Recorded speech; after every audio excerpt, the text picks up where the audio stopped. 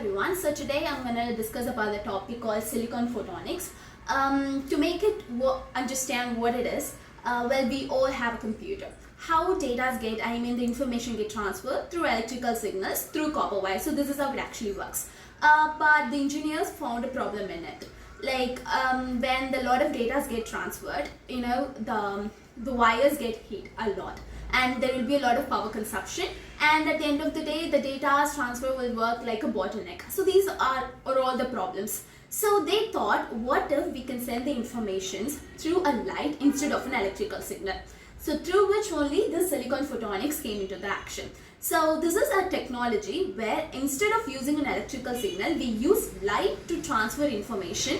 So this is very reliable rather than using an electrical signal. So this is what silicon photonics, and it is a recent technological advancement in an optical communication. So let's dive deeper into it on what much more advancements there in it. Well, now the basic working principles. So the silicon photonics follows a clear four-step sequence: light generation, modulation, optical transmission, and detection. So this optical to electrical and optical conversion happens at a very high speed, which is very equivalent to the speed of the light. So that's why it is very minimal energy loss, and it's dramatically reduced. That's why I've been discussed in the previous slide, which is very reliable when compared to an electrical signal where we use to transfer the information. Now the main components of the silicon photonics. So these are all they: waveguide, optical modulator, photo detectors, and optical switch. So in which for an optical modulator, it's a MAC Xander modulator, the most widely used modulator has been used. And for the photo detectors, the materials being used is a germanium and silicon germanium because of their better compatibility. Now on to the advantages of silicon photonics. It has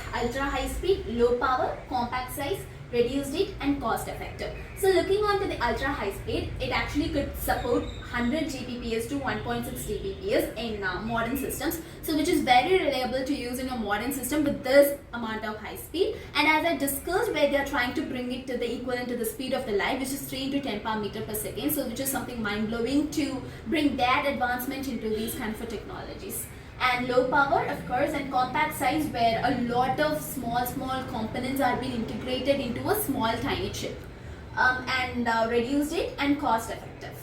Now on to the applications of silicon photonics. So data centers, where it provides high speed server to server communications, and AI systems, where it reduces latency and power usage while improving the bandwidth for the AI server interconnections, and 5G or 6G networks. So it enables ultra-fast backhaul communications for next generation mobile networks. And finally HPZ and fiber optics. It's not a final, we have more etc. It's kind of an etc. applications, and used in supercomputers for processor interconnections and improve fiber optic transmission efficiently. Now the comparison of silicon photonics and electrical communication.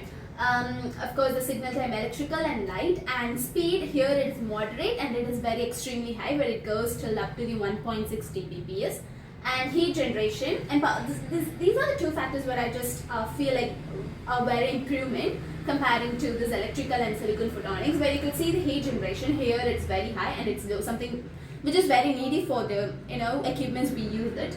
And power consumption is very high, and here it is very low.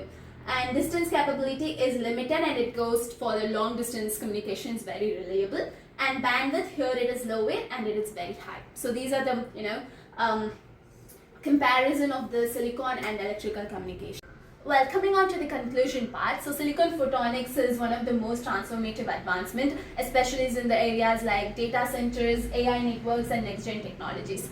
As advancements demand for the faster network grows, so advancements of these technologies also grows day by day. So one of these advancements is silicon photonics.